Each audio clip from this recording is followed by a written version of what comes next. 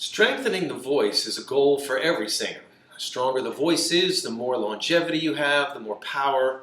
There's a lot of advantages to it. But when we say the word the voice, really what we're referring to is many different aspects.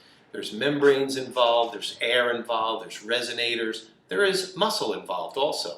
But the muscle goes from large muscle, like your core muscles down here, the diaphragm is another large muscle, to very small muscles. The vocalis muscle, which is inside your vocal fold, is a very small fibrous muscle. There are muscles that bring the folds together in a V shape, like you see in this little window box here. There are muscles that are making the folds close together, as you see, and those muscles that bring the folds together are also very small, very thin, inherently weak muscle. So the old adage of a mechanism is only as strong as the weakest link applies very directly to those smallest muscles within the larynx. To strengthen them, we'll have to isolate them. Just like any time you go to the gym, you have to isolate specific muscles you want strengthened. So we put our arm in a contraption in order for just the bicep to lift the weight. Then we pull down the cable, the lat machine and the tricep machine in order to get just individual muscles working. Same is true with any vocal exercise, and it helps to know why you're doing an exercise. So in this case, we want to strengthen just the smallest muscles that bring the folds together.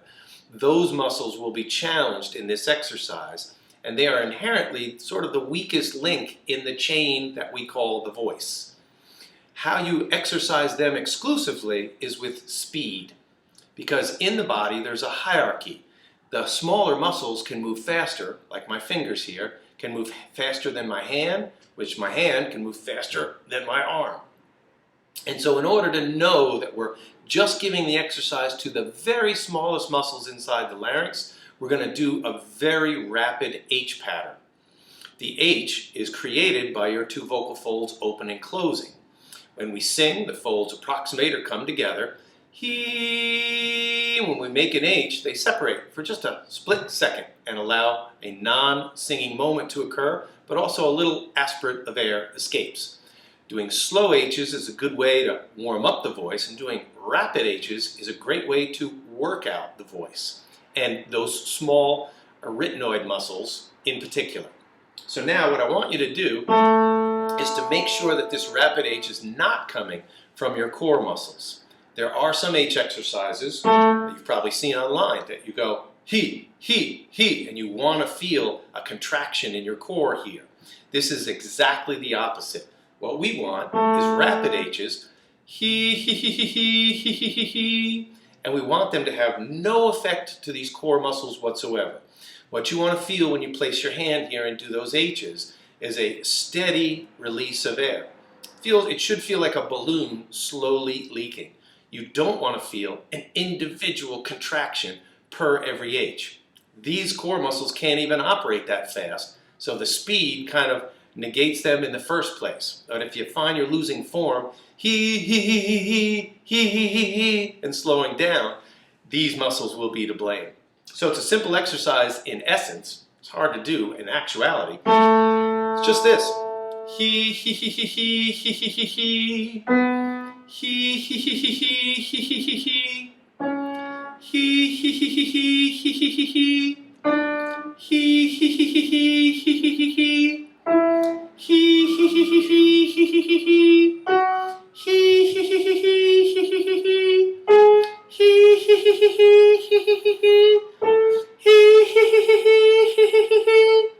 Make sure each pitch you sing has that definition,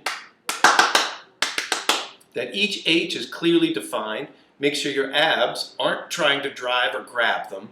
Make sure the volume stays the same, and you've got yourself a good strength building exercise.